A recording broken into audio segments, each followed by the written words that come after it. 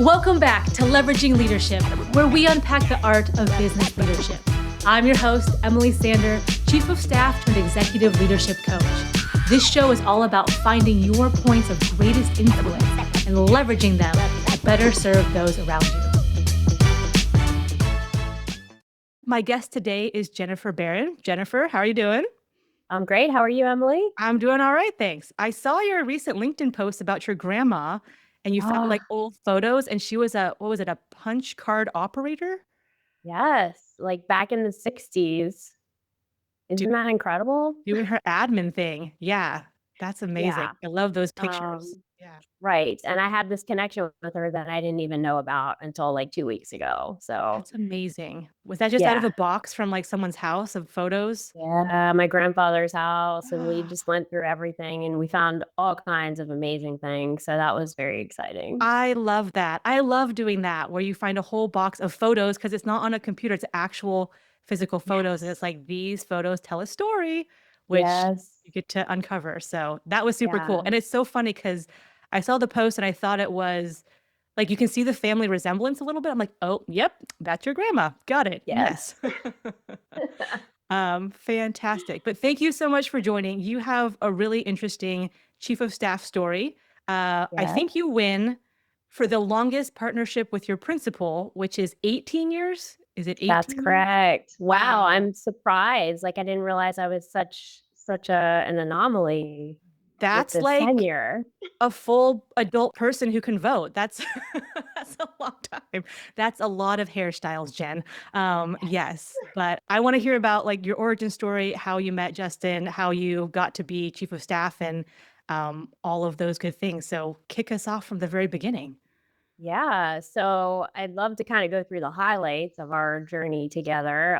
Starting with my story actually starts with a failure, which is how I ended up meeting Justin in the first place. So I started as an administrative assistant in the mortgage industry right out of college. And I worked my way up to loan closer and then eventually manager of the closing department.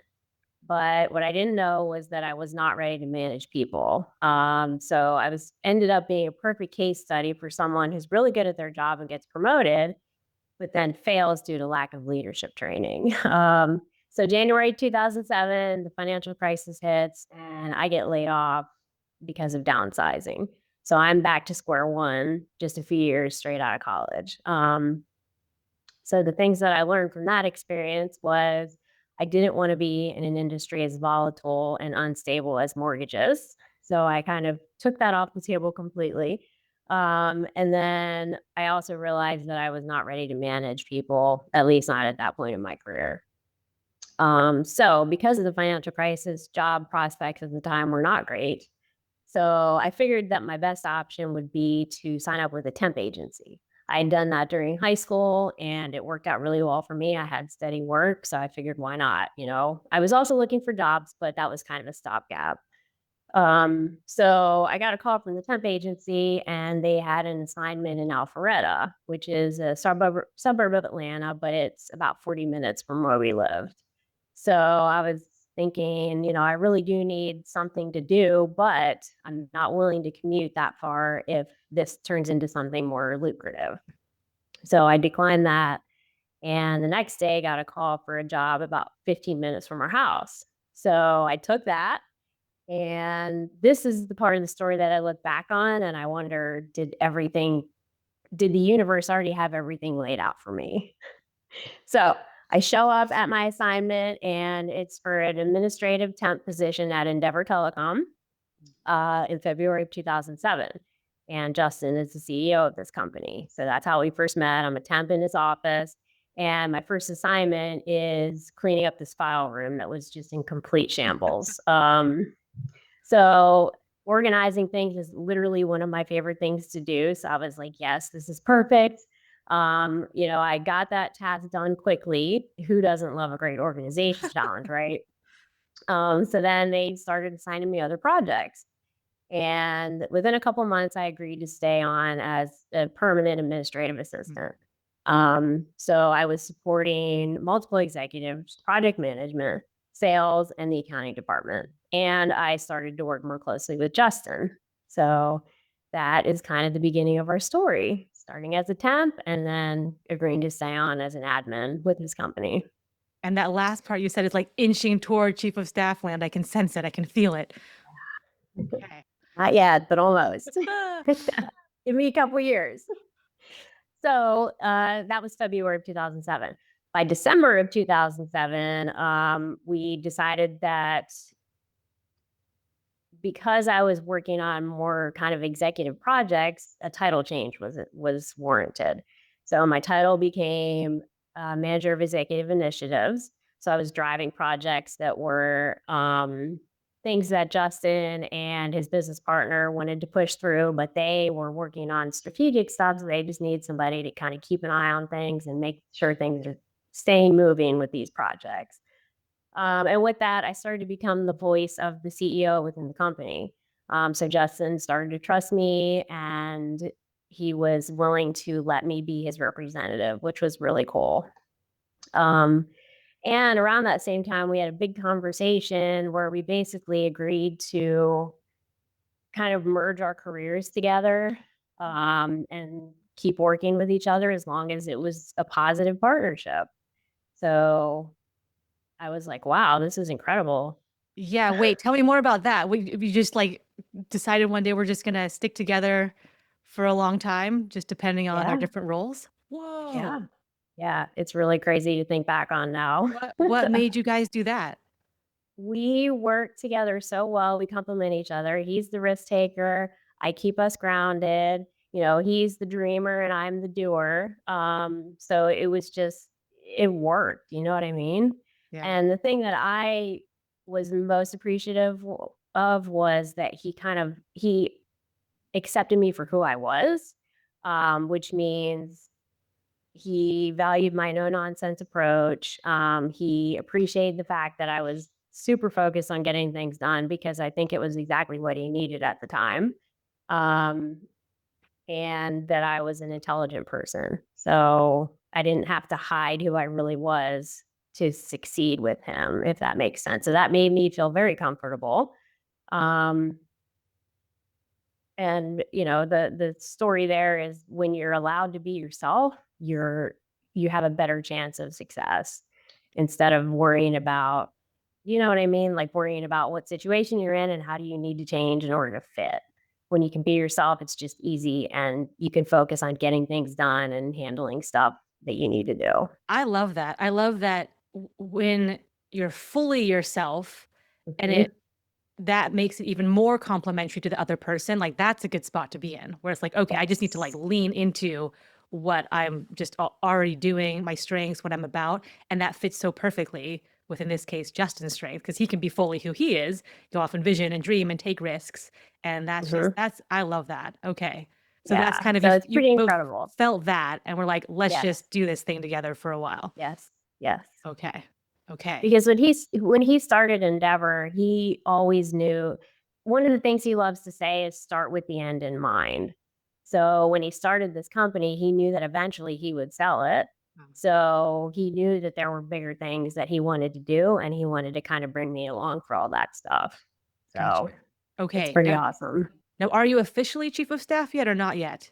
No, not yet. That's Okay. coming. It's a Okay. few But you're years doing down a the lot of road. chief of staff stuff. It's like you're the voice of the CEO, you're doing the strategic Yes, projects. Okay. exactly. Yep. So as a company, Endeavor was growing. When I first started there, we had about 30 employees. Within a few years, we had 130 employees. So That's the different. need for the manager of executive initiatives position and eventually chief of staff resulted from this company growth. I interface between middle management and the executives, and I always listen for important information that I felt that I should share with them because people felt comfortable with me. I was building relationships, and they told me things that they probably wouldn't go to Justin's office and tell him. So I was adding value there because I was hearing things that they wouldn't hear in the normal course of business. And I also advocated for the managers and the staff to support initiatives that would improve operations. So if they came to me and said, "Hey, we're having a really tough time with this new thing that we've implemented," I'd bring that feedback to the executives and help to make something better for everybody. Nice. So So now, a couple years later, 2009, we start to talk to a private equity firm out of Miami. And eventually that led to a recapitalization in March of 2010. So, I mean, you know about due diligence, Emily. It's a big part of private equity. Oh, So yes. they're doing their due diligence on Endeavor. Justin's in all these meetings. He's got all these data requests. So I'm helping him scheduling the meetings and fulfilling all these requests that we've got. So everything checks out. The recap goes through March of 2010. And even though I'd only been with the company for about 3 years at that point, I was there for that large growth phase. So I had a ton of institutional knowledge and I was able to help the whole process, with all these things that I knew. Um, so, two really cool things about the recap. One of the things that this private equity firm likes to do is when they do a transaction, they offer employees a chance to buy into some equity in the company.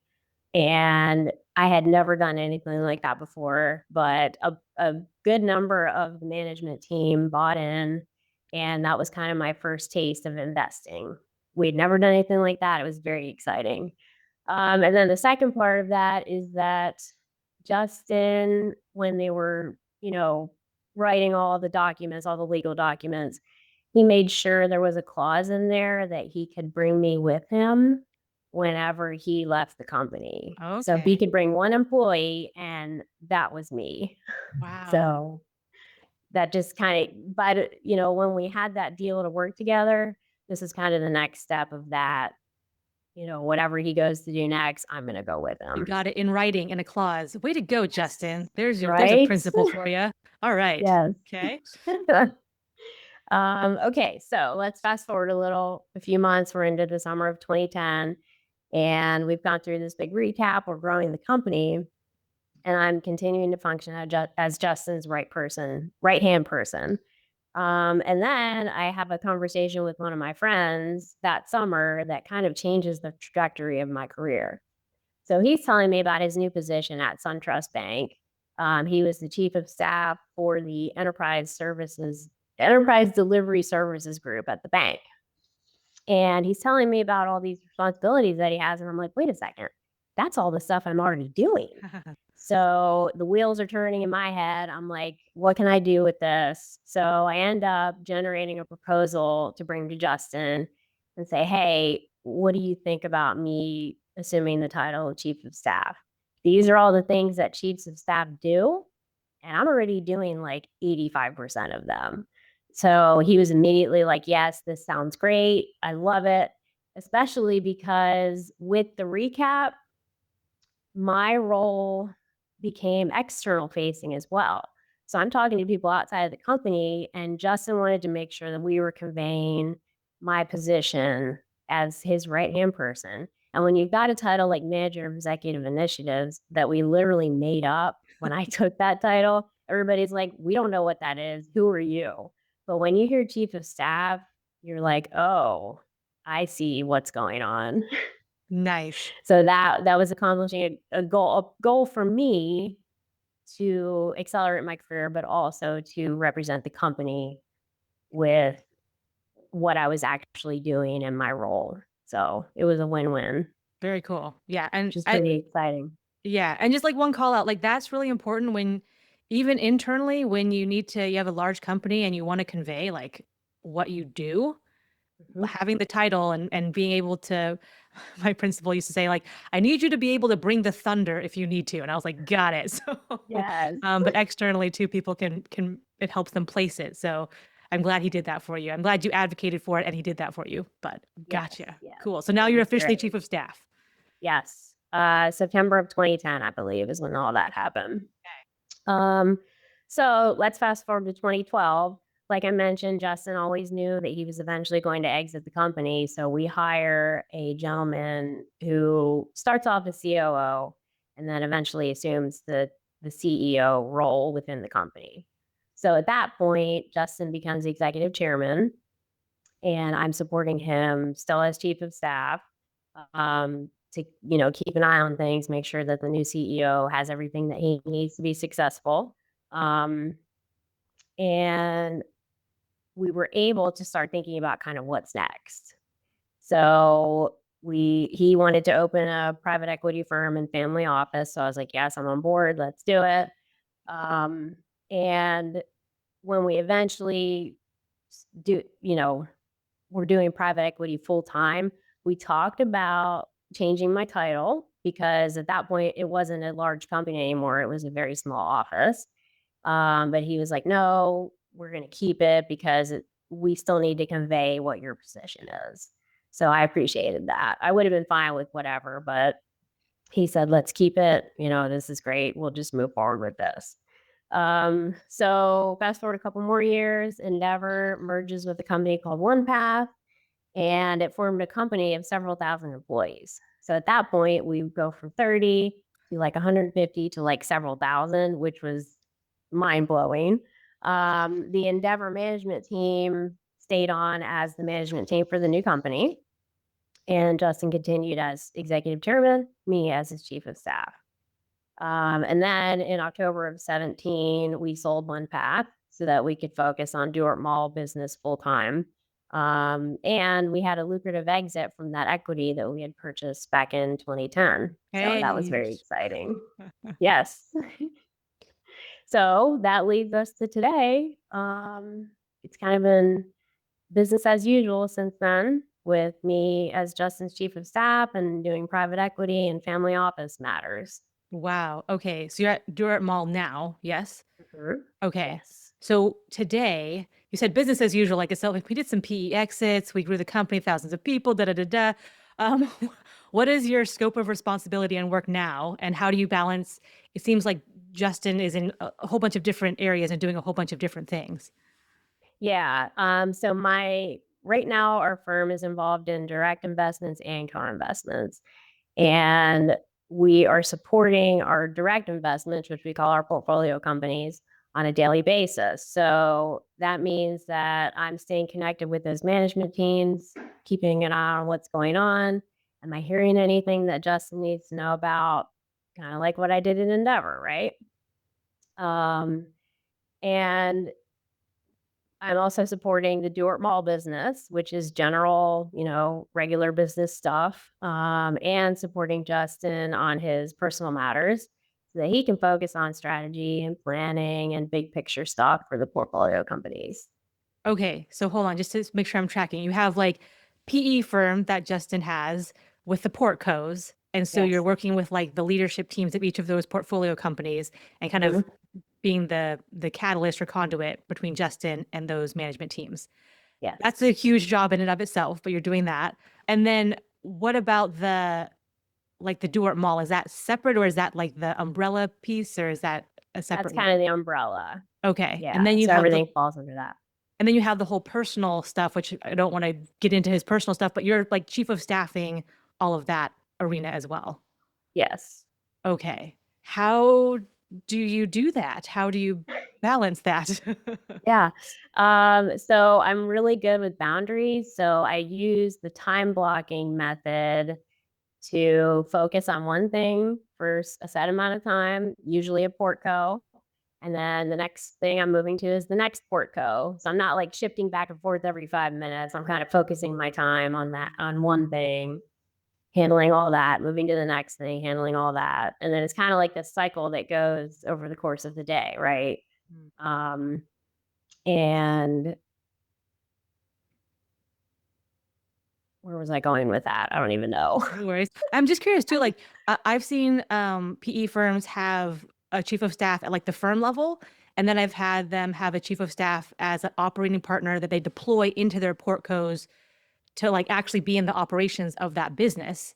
So I'm wondering, it sounds like you're more like the liaison or conduit between the two. Are you ever involved in like, okay, because I know about this part of the operations, I know a part about this functional area, I can actually like be a little bit more hands-on, or are you kind of more high level than that? We do get hands-on, because as you know, when entrepreneurs start a company, they don't think about certain things like HR and taxes and finance and those things. They're more focused on their big idea and how to get it off the ground and how to make a ton of money right now. So that's kind of where we come in. Our value added services are things like accounting and taxes and things like that, and Gotcha. HR and things that these guys don't think about. So Gotcha.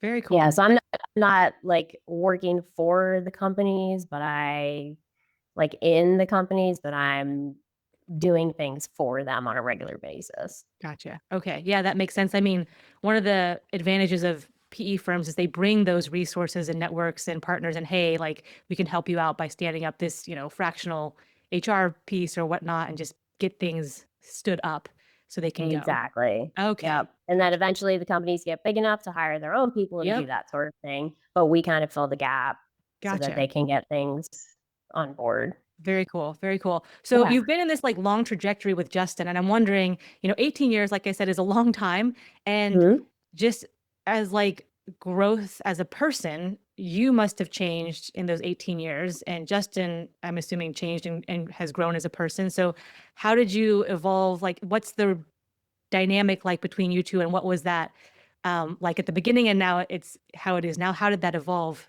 together? Yeah. So obviously some things have stayed the same, but a lot has changed because we're very different people now than we were, 18 years ago. Um, so Justin has been my mentor basically from the start, which is really cool. Um, he Obviously, when we started working together, I didn't have a whole lot of professional experience. I'd had one job out of college and I didn't know a lot, but I didn't know what I didn't know. So he suggested topics for my professional development like finance, investment, project management, marketing, and even like telecom basics because we were at Endeavor at that time. And he's a very smart person. He's probably the smartest person I know. And by the time we started working together, he had already started multiple businesses and worked in international sales. So he's got a ton of experience and I can learn from him. And I was happy to do that.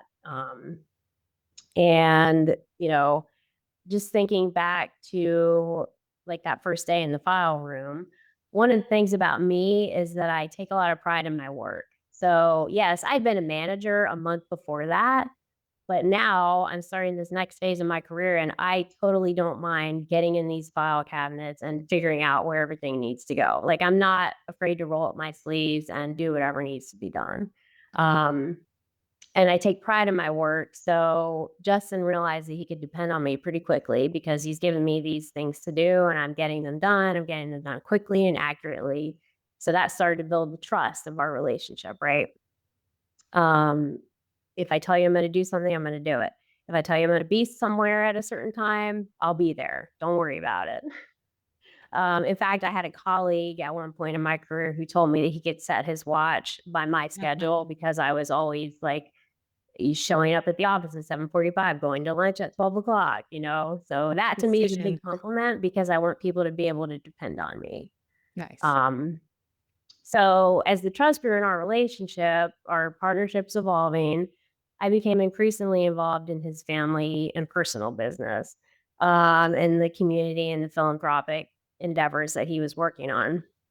And it might sound a little weird that I would be so mired in somebody else's life that is not my spouse or not a member of my family.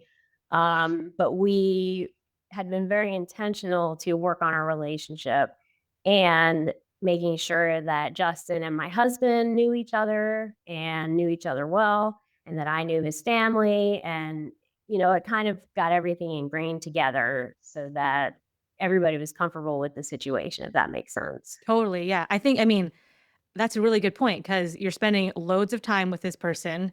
It is, I mean, I was going to say intense relationship. It is a very, like, you're very close and you're doing a lot of things together and you're spending a Yes. lot of time and you're sharing a lot of information, especially on the personal side. So I Mhm. think I like that you said we were intentional about working on our relationship and then intentional about, making sure that he knew my husband very well. So everyone is good with the different dynamics that are happening. Yes, yes. So I'm glad that we worked on that because it made things easier as time went on, Gotcha. essentially. So when we started working together, we were both under 30 years old, which if you think back to yourself that young, you were a completely different person than you are now. So we grew together professionally over the years. We are both so much more patient and empathetic and understanding, and it creates a very positive work environment, which I appreciate. And we've also supported each other kind of through professional and personal ups and downs through our lives. Like we 18 years, a lot of stuff happens. And I'm glad that we have each other to kind of lean on when things aren't great, but also to celebrate when things are really great. That's So awesome. that's really cool. So for me, I have gotten a lot more comfortable with initiating uncomfortable conversations. Um, by default, I hate confrontation. So for me to decide to work on that and get a lot better at it was a huge thing.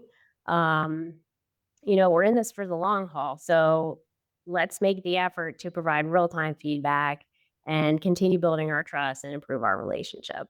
So that was a big investment that I made, to improve our relationship and build the trust. Are you willing to say like what kind of things you did to work on that? It sounds like it was like an intentional, I want to get better at this for the long-term success. Let me put some steps in place. Was that just okay, I'm going to put myself outside my comfort zone, or were there other steps involved in that? Putting myself way outside my comfort zone. If I observe something in a meeting, I would kind of file it away. But then at some point, I was like, you know what? This isn't doing me any good keeping all these things in my brain. So I need to start sharing this stuff. And even though, like, I knew that he wasn't going to get mad about anything that I said, but it was still like, oh my God, I'm so uncomfortable. I don't know if I could do this. So I got to the point where I was like, okay, if I want this to be successful, so I need to go outside my comfort zone and work on these things with him. So, And it yeah, sounds like that was a huge thing.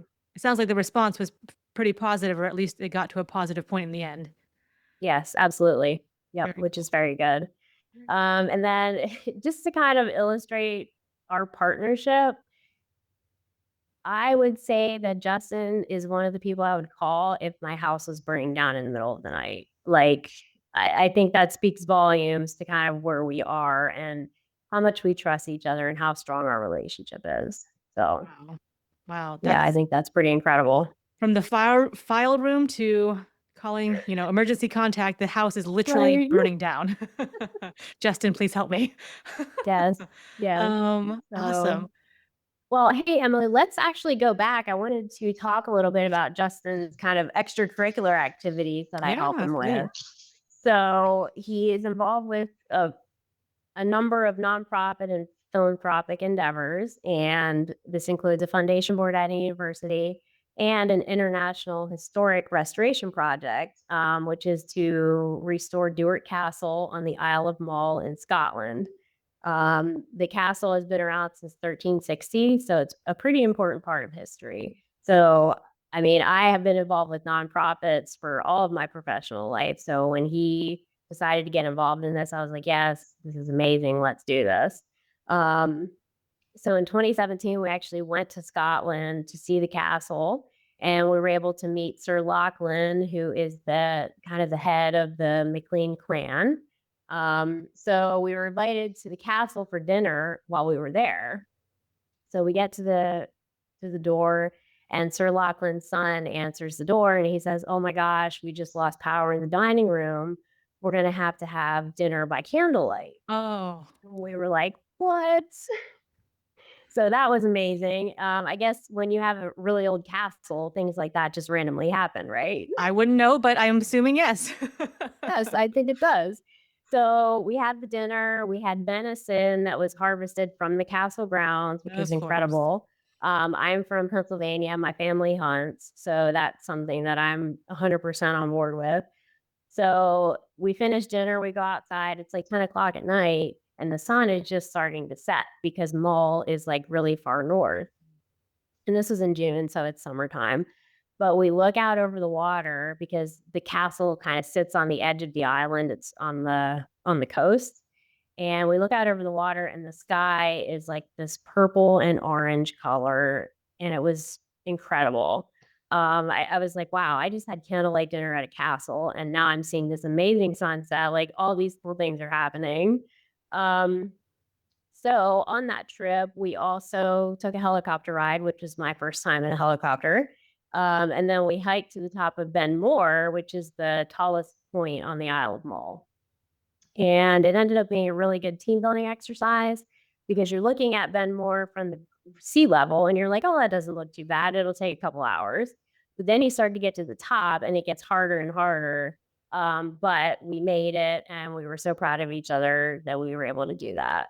So after the fact, I call Scotland my bucket list trip that I didn't even know I wanted to do because we did so many cool things. So, Wow, that's an amazing yeah. story. That tells me I need to up my game on team building exercises Yeah. that make it involve a castle. Yeah, Yes. so Jen, you not only win for 18-year tenure with your principal, you win for the only castle initiative that we've had on the show. So I love it. that is amazing. Beautiful. To round us out here, let's just do lightning round. What advice would you give to chiefs of staff who are, looking to get into the role for the first time or existing chiefs of staff? And then I'll ask you same thing for principals, but just Yes, I've quick. got some thoughts on this. Yeah. Let's see. So, if you're a new chief of staff or you think you want to become one, um, I think the main foundation is the relationship. If you want to be successful, you've got to have that relationship with your principal. We made a big effort to build it over the years. We're still working on it. And at the end of the day, relationships are the secret sauce for a team, whether you've got 2 people, 20 people, or 200 people. We had a lot of similarities. We're close in age, similar Gen X experiences growing up. And like I said earlier, neither of us are afraid to roll up our sleeves if there's something that needs to be done. We're not afraid to do the hard work. So take the time to find common ground and build that relationship, and you'll become indispensable because you'll become the person that your principal trusts, and that's huge. So you're working on your foundation, you're starting to build trust, get comfortable with the uncomfortable stuff. Um, I feel like one of my roles is being Justin's truth teller. I'm going to tell him things that other people might not say. A lot of executives don't receive candid feedback and they're kind of, in a bubble almost. And chiefs of staff can become that person to say the things that nobody else is going to tell them.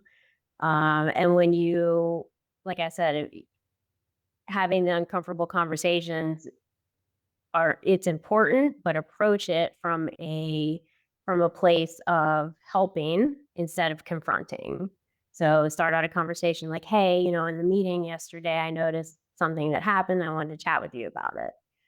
Instead of going in guns blazing, like ready to fight, because that's not productive at all.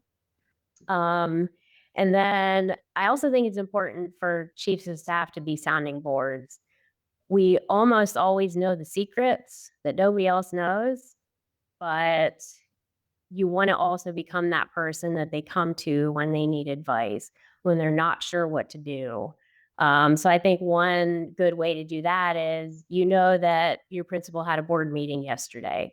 Follow up and say, hey, how did everything go yesterday? Do we need to do any follow up? Kind of put yourself in the position to be the person that they're going to come to the next time for important conversations like that.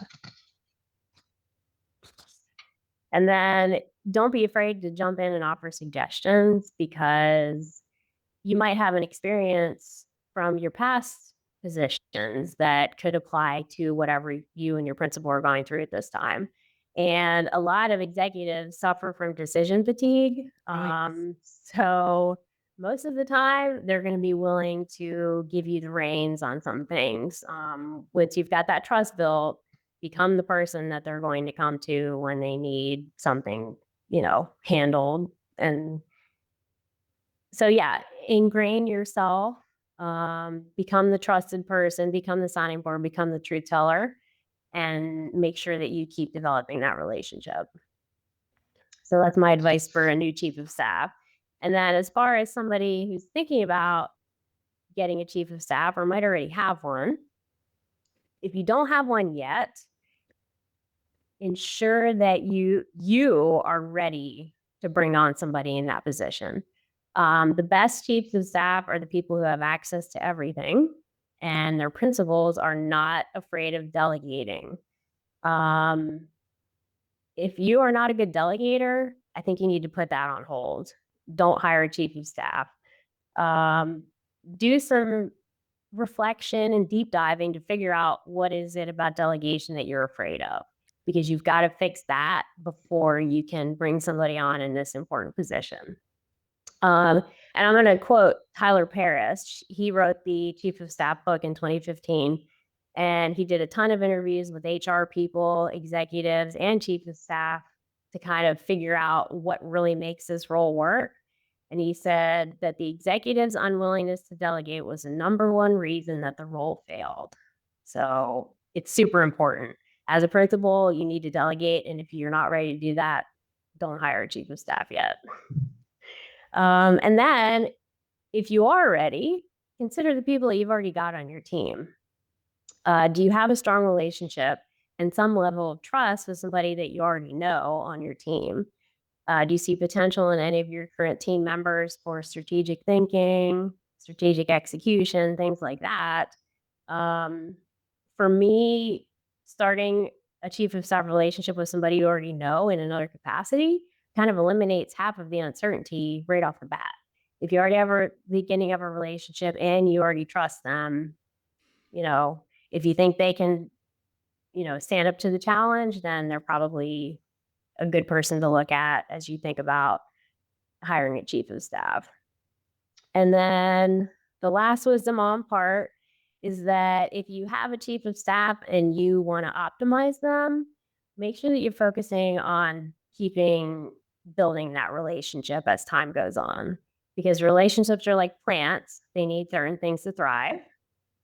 And this to me means having conversations about things that aren't about work, right? So I have a story about this. In the summer of 2022, we're starting to emerge from COVID. Everybody's completely stressed out and tired of everything. But I was kind of reflecting and I thought to myself, it doesn't feel like Justin and I are jiving like we did a few years ago.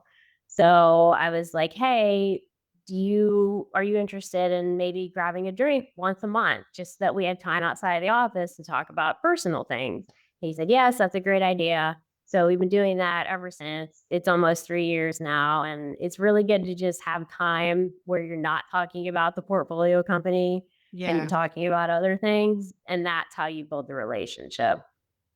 So keep developing it. It's kind of like leadership. It's a journey. It's not a destination, right? So it's something you always have to work on. Yes, I love that because it's just a different kind of conversation, just different topics, but also like tone and tenor and just setting and everything. I think that is so important. And is it wrong that, like you said, if you're not ready for a chief of staff and you're not ready to give full access and to delegate, then you might want to take a look at that and you might not be ready for a chief of staff? Is it wrong that I wanted to start clapping at that part? Like, oh my gosh, like this You is absolutely should clap at that.